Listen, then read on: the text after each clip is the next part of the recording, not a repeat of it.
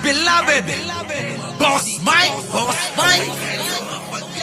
Cervera. Dumako na tayo mga kababayan. Dito sa kay si Marcoleta, pahiya mga kababayan. Binuking ni Kong Alvarez. Ito na. Pasok. Ano pong reaction ni Senator Marcoleta nung tinanong? Ito pakinggan nyo ho.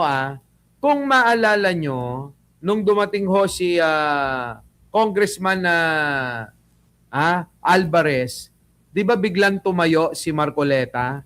Tinalikuran siya. Kinakausap pala si Marcoleta noon. Oo. Kinakausap si Marcoleta netong si Congressman Alvarez. Pero bastos si Marcoleta. Biglang tinalikuran at nilayasan. Grabe. Grabe mga kababayan DDS yang si Alvarez sabi rito. Nako! Mukhang hindi. Oo. Ito yung bumanat at bumaboy kay sino tong congressman? Barsaga. Yan yung bumaboy Oo, mukhang talagang binira niya ng binira mga kababayan pakinggan ho natin ito Pakinggan natin tong sinasabi ni Congressman Alvarez mga kababayan. Talagang pahiya rito si Marcoleta. Binuking ni Congressman Alvarez. Pasok. Ano pong reaction ni Senator Marcoleta nung tinanong niyo siya nung dumating kayo sa Senate plenary? Sabi ko lang, bakit mo naman binanggit yung pangalan ko? Sino doon sa mga Marines ang nagdawit sa akin? Sabay tindig. Sabi niya, nandun yung pangalan mo, binanggit ko lang sino sa mga Marines ang nagsabi na nag-deliver sa akin? Sabay tindig. He didn't answer. Kita nyo mga kababayan, bastos, di ba? Tinatanong siya ni Congressman Alvarez na bakit mo daw binanggit yung pangalan niya daw kay Marcoleta. Si Marcoleta daw ang nagbanggit. Sabay tindig mga kababayan. Di ba ano tawag doon? Di ba kinakausap ka, sabay tatayo ka, sabay iiwan mo yung tao na nagtatanong sa'yo. Ano tawag nyo doon? Bastos, di ba? Di ba? Tumalikod yun agad. Yun na nga Mamita Star Talk. Bastos nga ni Martin Barot. Pero mo tinatanong kay. Di ba? Kahit sino siguro sa inyo magsasabi. Di ba? Bastos. Bravo, Juliet Mike. Pero mo, tinatanong ka bakit mo nabanggit yung pangalan. Sabay tayo, sabay habang papalayo ka, nagsasalita ka. Ano tawag doon? Di bastos ka? Arlene Maroliano. Eto nga, kaparehas nga mga kababayan na mambabatas, dati niya rin kasama, diyan po sa Kongreso, kaya yung bastusin ng ganyan Tayo pa kaya, taong bayan, mga kababayan? Tayo pa kaya? Kayo, mga kababayan, di ba? Shirley Santiago, mag-like muna kayo, huy. Okay ni Nana. Sana hinablot ni... Pasalamat ka, Marcoleta. Si Kong Alvarez ang iniisip lang naman ipaliwanag yung sarili. Kung ako yun, talagang sasabunutan kita.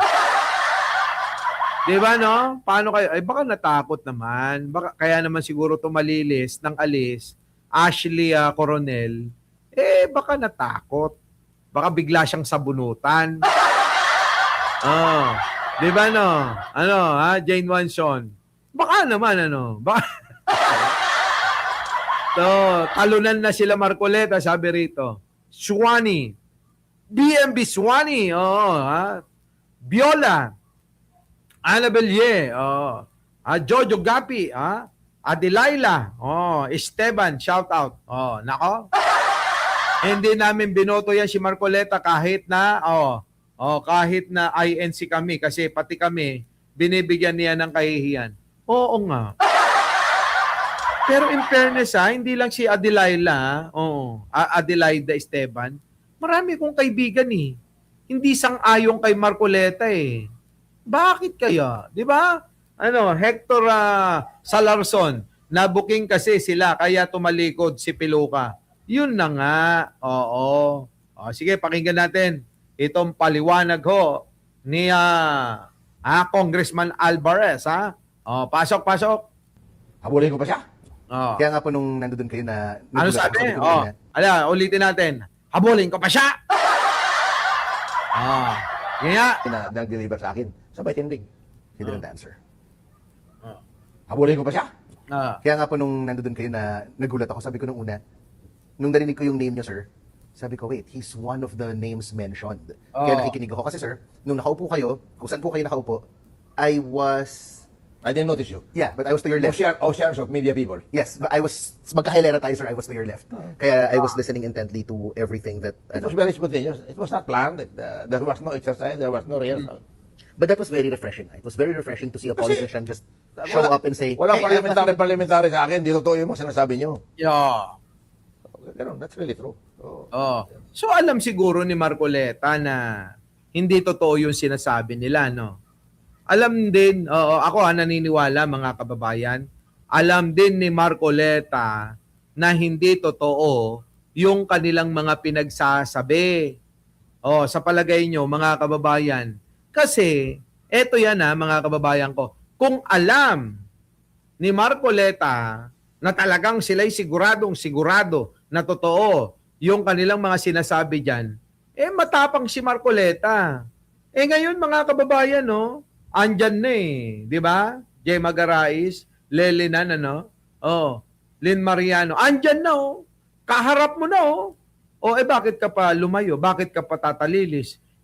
Kung totoo ka, di ipinahiya mo na sana si Congressman Alvarez dahil nag-effort mula daw dyan sa airport, malapit, kausap daw, ka-meeting daw si Ramon Ang, tapos dumiretso daw sa Senado. Di ba pagkakataon ko na to, dumating ito, alam ko totoo, yayariin ko na ito, ipapahiya ko ito para malaman ng tao na sinungaling ito. Pinataob nito yung kakampi namin na si Kiko Barsaga, yung best friend ng anak ko na congressman na nakapiluka. Di ba? Ano nangyari mga kababayan? Biglang tumayo. Biglang iniwan. Yung si Cayetano mag-isa na kausap ni Alvarez. Di ba? Kaya nga, kung kayo'y totoo lahat, Reynaldo Ferrer, kung totoo kayo, Reynaldo, makinig ka, kung totoo itong mga 18 kargador, harapin nyo na yung panawagan nila Anterisa. Di ba? Maynard, Maynard Christ, Kung hindi nyo sasagutin yan, mananatili sa isipan ng tao na kayo ay mga bulaan. Kayo ay hindi totoo, kayo ay gumagawa ng kwento, ganyan ang mananatili sa isipan, di ba? Baka natakot si Marcoleta, sabi ni Tonton the Great. Baka natakot si Marcoleta, baka habulin ni Alvarez ang pilukan, hablutin. Baka nga hablutin ni Alvarez at sabihin arbor na. Arborin no? Arborin Baka arborin ni Alvarez. Pagin ang kalokohan nyo talaga, baka arborin isuot medyo kailangan na rin. Di ba? Kailangan na rin ni Congressman Alvarez. Grabe mga kababayan. Grabe talaga. Di ba? Ano pong reaction ni Senator Marcoleta nung tinanong niyo siya nung dumating kayo sa Senate plenary? Sabi ko lang, bakit mo naman binanggit yung pangalan ko? Sino doon sa mga Marines ang nagdawit sa akin? Sabay tindig. Sabi niya, nandun yung pangalan mo, binanggit ko lang sino sa mga Marines ang nagsabi na nag-deliver sa akin? Sabay tindig. He didn't answer.